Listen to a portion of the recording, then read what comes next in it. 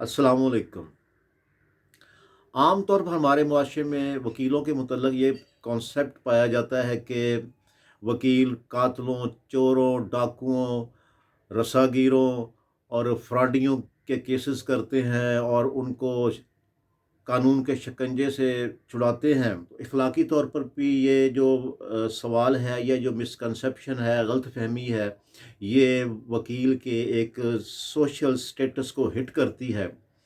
तो इस पर मैं चाह रहा था कि आज बात करूं मैं।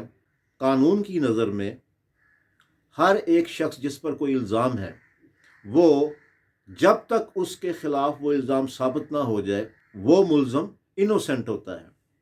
और यही प्रिंसिपल जो है पूरी दुनिया में है, और यही प्रिंसिपल जो है वो एक रीज़न को और एक अक्ल को जो है वो अपील करता है।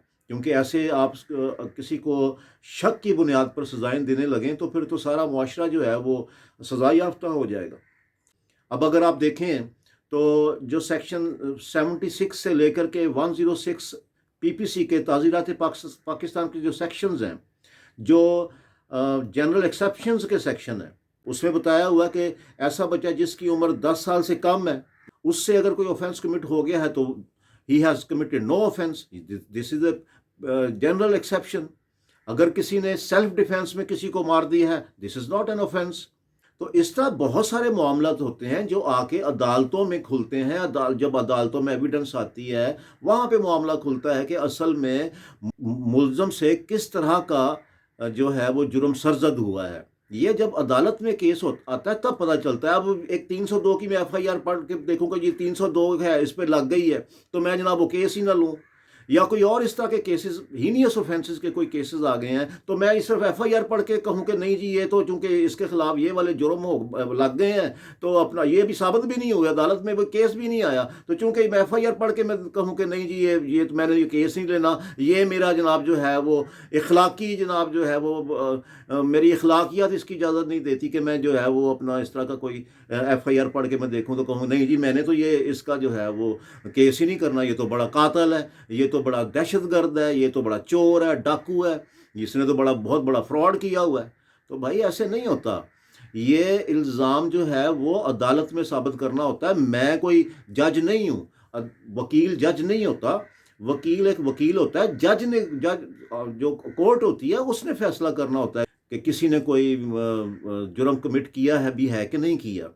अब देखें ना, एक शख्स जो है वो चर्स पीता है।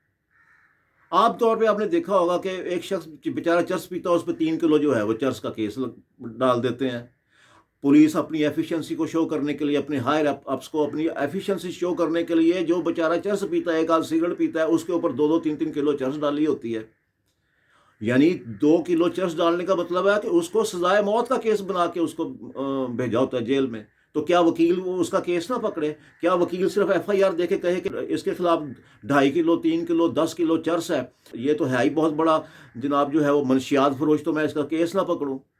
आपको पता है कि ये हमारे मुआशरे में 50% क्या इससे भी ज़्यादा जो है वो उसकी तादाद है कि एफआईआर झूठी हैं। लोग जो है वो अपना बदला लेने के लिए या अपनी एफिशिएंसी शो करने के लिए लोगों के खिलाफ झूठी एफआईआर हमारे मुआशरे में करवा रहे हैं। तो क्या इस सूरत में जो है वो वकील ऐसे लोगों की हेल्प के लिए आगे ना आए और वो इस बात को सोचें कि जनाब हम पे बड़ा इल्ज़ाम लग जाएगा कि जनाब हम कातिल की हमने ज़मानत करवा दी, या उसको हमने बरी करवा दिया, या हमने किसी डाकू को, चोर को, फ्रॉडिये को जनाब जो है हमने जेल नहीं जाने दिया, हमने जनाब जो है उसको सज़ा नहीं होने दी।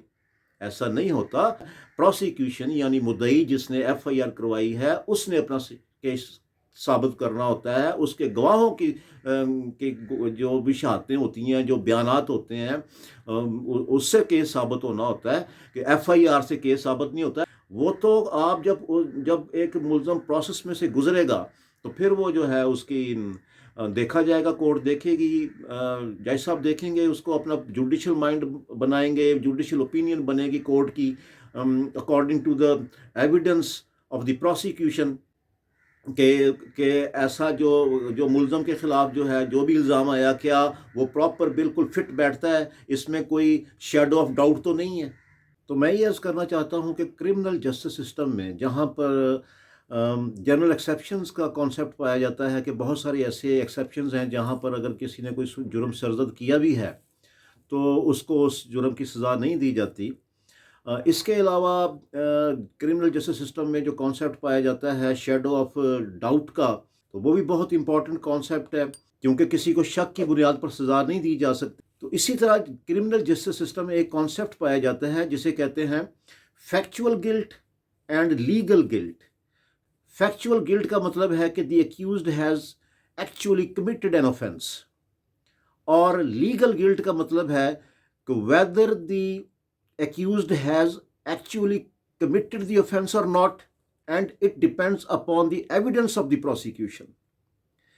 So courts में factual guilt प्रूव नहीं होती, ना ही की जाती है, लीगल गिल्ट प्रूव की जाती है। कोर्ट देखती है कि जो एविडेंस एक अक्यूज्ड के खिलाफ आई है वो बियॉन्ड शेडो ऑफ डाउट है, क्या उसमें एक्टस रिया और मेंस रिया का एलिमेंट पाया जाता है, और जो हालातों वाक़यात बताए गए हैं क्या प्रोसिक्यूशन ने उन हालातों वाक़यात के मुताबिक अपनी एविडेंस जो है वो कोर्ट में पेश की है कि नहीं की, और क्या वो हालातों वाक़यात से मुल्ज़म के ख़िलाफ़ जिस जुर्म की FIR हुई है या कंप्लेंट हुई है वो जुर्म भी बनता है या नहीं बनता। इसके अलावा रेलेवेंसी ऑफ फैक्ट्स को देखना होता है कि फैक्ट्स भी रेलेवेंट है कि नहीं, ये भी देखना होता है कि प्रोसिक्यूशन ने यानी मुद्दई ने मुल्ज़म के खिलाफ कोई प्रॉपर अपना जो है वो शहादत दी भी है कि नहीं दी। ये सारी चीज़ें देख कर के फिर जो है वो कोर्ट उसका फैसला करती है। After going through all facts of the case, court जो है वो अपना जुडिशल माइंड अप्लाई करती है, एक जुडिशल ओपिनियन बनाती है, फिर वो उसका फैसला करती है किसी मुल्ज़म के खिलाफ कि इसने कोई जुर्म किया या नहीं किया।